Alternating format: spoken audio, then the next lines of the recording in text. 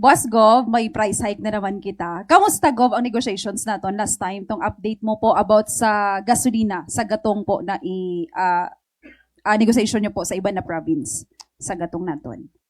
Mura ng fuel ngayon eh. 65 na eh. Boss Gov, masaka naman siya. Pero hindi na umakyat na mataas. Ano lang sa 65, 67, 68, 69 eh. Hindi na ganun kataas eh.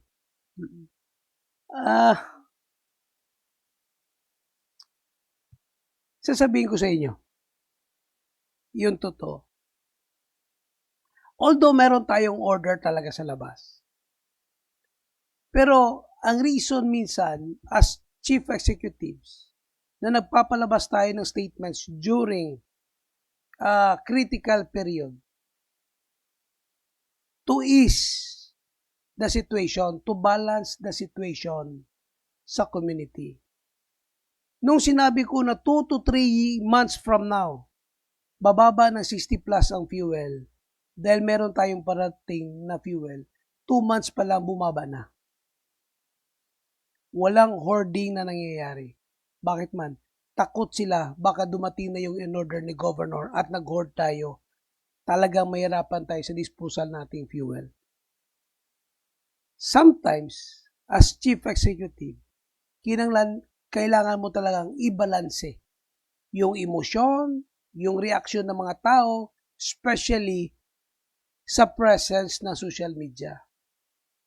So kung titingnan nyo ngayon, wala pang 3 buwan, nag-60 plus na yung fuel. Yung in-order natin, sinabi ko sa inyo, 60 plus 2 months from now or next month baka darating na. Ito na yun ngayon. 60 plus na. Angat man ng konti lang, pero by next week, babagsak na naman. And soon, talagang bababa at bababa na siya.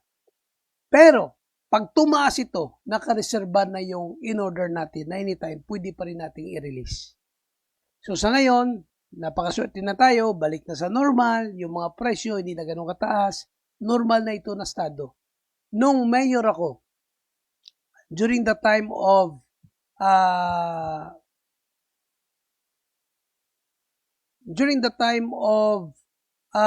before ni Aquino, during the time of Gloria, ng vice mayor ako, and during the time of Aquino, so first quarter lang, umabot pa yung fuel ng 72.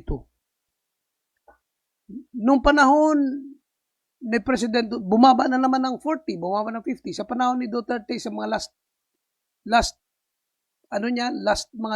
number of years niya, umakyat na naman ng 60 plus. Bumaba. Dahil sa international conflict, tumaas ito ng sobra 140. Pero bumaba na rin ng normal ng 60 plus. Kalahati ang naibawas. Ibig sabihin, bumabalik na tayo sa normal na up, down ng fuel. Dahil normal na ang status natin. So yun ang sabi ko, na kontrolado pa rin ng provincial government kung kailan bababa, kailan tataas, at kung tataas man, alam namin kung kailan, at alam namin na kailangan ibalanse ang emosyon ng ating mga kababayan para tuloy pa rin yung transaksyon at tuloy pa rin yung movement na ekonomiya sa ating lalawigan.